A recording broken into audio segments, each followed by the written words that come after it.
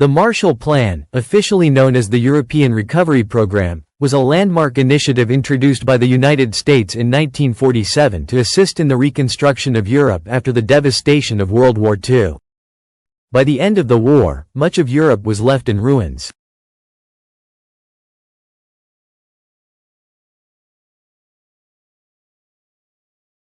Infrastructure was destroyed, economies were in shambles, and millions of people were displaced and struggling to survive.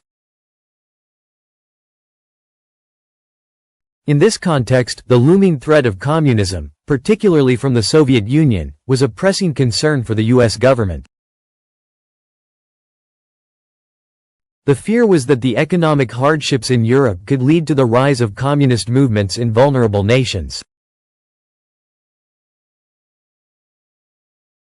In response to this dire situation, U.S. Secretary of State George C. Marshall delivered a groundbreaking speech at Harvard University on June 5, 1947. In his address, he proposed a bold plan to provide substantial financial aid to help rebuild European economies. Marshall emphasized that the recovery of Europe was not just essential for the continent itself, but also for the global economy and the security of the United States. His vision was one of cooperation and mutual support, rather than isolation and competition.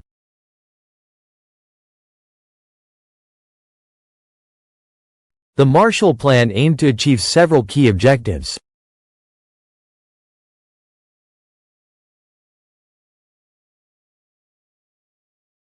First, it sought to revitalize European economies to prevent the spread of communism.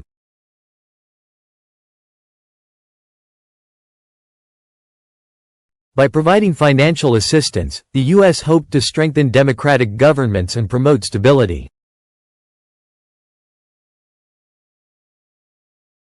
Second, the plan aimed to encourage political cooperation among European nations.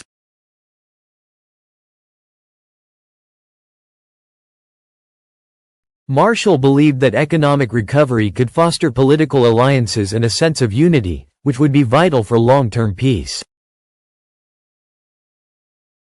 Third, the plan intended to stimulate trade and economic integration, helping countries to work together and reduce barriers. The implementation of the Marshall Plan was a massive undertaking.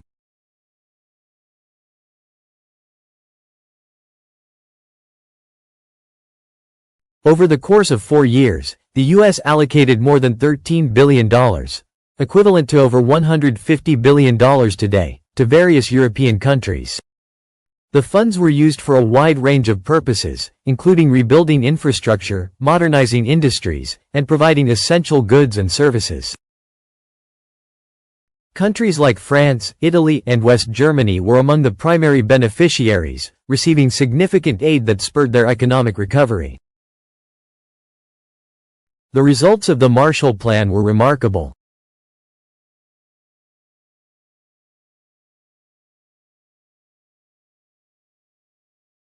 By the early 1950s, many European nations experienced rapid economic growth, revitalizing their industries and improving living standards. For example, West Germany, which had been devastated, saw its economy flourish, becoming one of the strongest in Europe. The success of the Marshall Plan not only transformed these countries but also fostered a sense of hope and stability across the continent. In addition to economic recovery, the Marshall Plan had a lasting impact on international relations. It established a precedent for U.S. involvement in global affairs and demonstrated the effectiveness of economic aid as a tool for promoting stability and cooperation. The plan laid the groundwork for future collaborative efforts among European nations, eventually leading to the formation of the European Union. This integration helped create a more cohesive and unified Europe, reducing the likelihood of future conflicts. The legacy of the Marshall Plan is still felt today.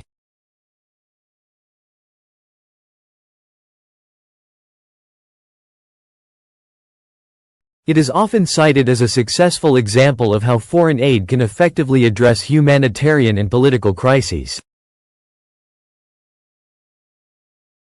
The principles of cooperation, mutual benefit, and investment in recovery continue to inform international development strategies.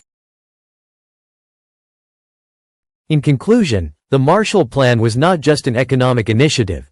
It was a strategic response to a complex global landscape in the aftermath of World War II.